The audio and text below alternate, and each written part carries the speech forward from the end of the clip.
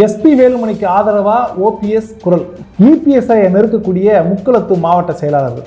அதிமுகவில் ஆரம்பமாகும் கலக்கம். இதையெல்லாம் தான் இன்னைக்கு அரசியல் தொகுப்பு நிகழ்ச்சியில் நம்ம பார்க்க போறோம்.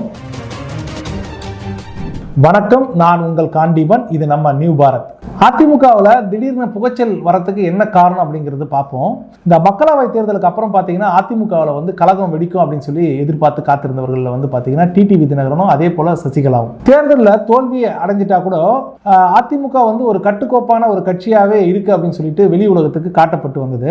இந்த தேர்தல் முடிந்ததுக்கு அப்புறம் உடனே பார்த்தீங்கன்னா போட்டியிட்ட வேட்பாளர்களும் சரி, மாவட்ட செயலாளர்கள் தரப்புல இருந்து ஏராளமான புகார்கள் அதிமுகவோட தலைமைக்கு பறந்து வந்துட்டு இருக்கு. பெரும்பாலும் இந்த தேர்தலில் பார்த்தீங்கன்னா மாவட்ட செயலாளர்கள் செலவு செய்யாம ஏமாத்திட்டு என்ற ஒரு குற்றச்சாட்டு தான். அதாவது வேட்பாளர்கள் கிட்ட இருந்து வாங்கின பணத்தை மாவட்ட செயலாளர்கள் வைத்துக் கொண்டார்கள் அப்படிங்கிற ஒரு குற்றச்சாட்டு. இந்த ரீதியில புகார்கள் எழ தொகுதி வாரியா பார்த்தீங்கன்னா நிர்வாகிகளை கூப்பிட்டு எடப்பாடி பழனிசாமி ஆலோசனை நடத்தியிருக்காரு.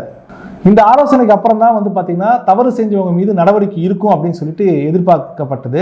ஆனா எந்த நடவடிக்கையும் எடுக்கப்படாம கைவிடப்பட்டிருக்கு. இதனால தேர்தலில் தோற்ற அதிமுக வேட்பாளர்கள் தற்போதும் தங்கள் புலம்பலை எந்த இடத்துல நிறுத்தாம தொடர்ந்து புலம்பிட்டே இருக்காங்க அப்படிங்கிற விஷயமும் அதிமுக நடந்துட்டு இருக்கு.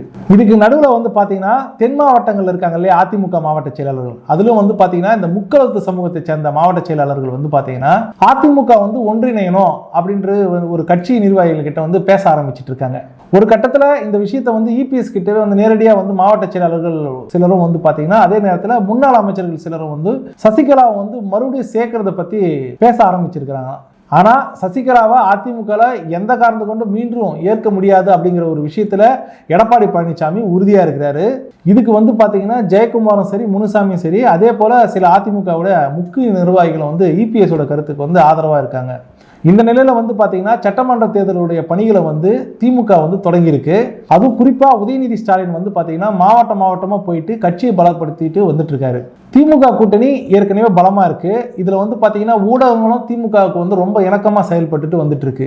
இது மூலமா பாத்தீங்கன்னா ஆட்சி மாற்றம் அப்படிங்கிற ஒரு விஷயத்துக்கு உண்டான அறிகுறி தமிழ்நாட்டில் தென்படவே இல்லை அப்படிங்கிறதா நிதர்சனமான உண்மை. இதனால அதிமுகவில் பாத்தீங்கன்னா வியூகத்தை மாற்றணும் அப்படின்னு சொல்லிட்டு முக்கிய நிர்வாகிகள் தலைமை கிட்ட பேச ஆரம்பிச்சிருக்காங்க.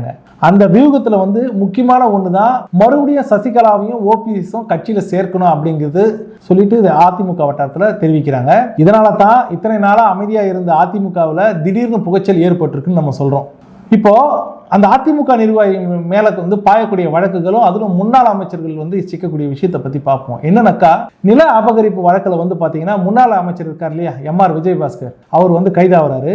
அதுக்கப்புறம் பாத்தீங்கன்னா எஸ்பி வேலுமணி மீதும் பாத்தீங்கன்னா பல வருஷத்துக்கு முன்னால ஒரு ஊழல் புகார் வழக்கு பதிவு செய்து இது அதிமுகவுடைய முக்கிய நிர்வாகிகளுக்கு எதிராக திமுக அரசு எடுக்கக்கூடிய ஒரு நடவடிக்கையை தொடங்கி இருக்குன்னு தான் சொல்லி நம்ம பார்க்கணும்.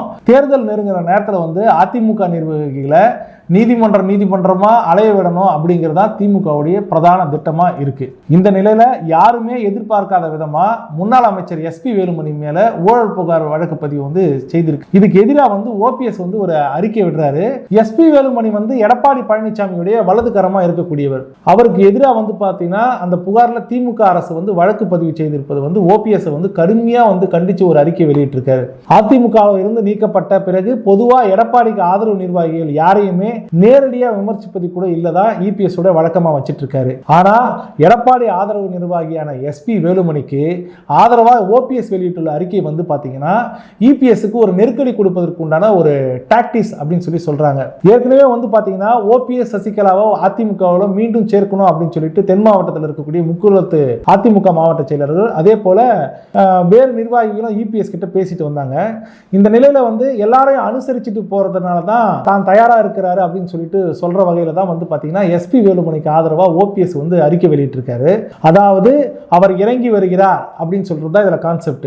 இபிஎஸ் இடம் இப்ப முக்குளத்து நிர்வாகிகள் கூடுதலாக ஓபிஎஸ் சேர்க்கறத பத்தி பேசுறதுக்கு வாய்ப்பு ஏற்படுத்தி கொடுத்திருக்கிறாரு அப்படின்னு சொல்லி தான் இதை பார்க்க முடியும். அடுத்ததா சசிகலாவுக்கு ஆதரவு தயாராகக்கூடிய அதிமுகவினர் அப்படின்னு பார்த்தோம்னா சட்டமன்ற தேர்தலுக்கு உண்டான பணிகளை வந்து விரைவில் வந்து பாத்தீங்கன்னா அதிமுக தொடங்க இருக்கு. இந்த சூழ்நிலையில தான் வந்து பாத்தீங்கன்னா தென் மாவட்டங்களை சேர்ந்த அதிமுகவினர், அதுலயும் குறிப்பா முக்குளத்து சமூகத்தை சேர்ந்தவர்கள் வந்து பாத்தீங்கன்னா சசிகலாவுக்கு ஆதரவு குரல் கொடுக்க இருப்பதாகவும், அதே நேரத்தில் சசிகலாவை அதிமுக மீண்டும் சேர்க்கணும்னு சொல்லி வலியுறுத்தி இபிஎஸ்க்கு கடிதம் எழுத இருக்கிறதா சொல்லி சொல்றாங்க.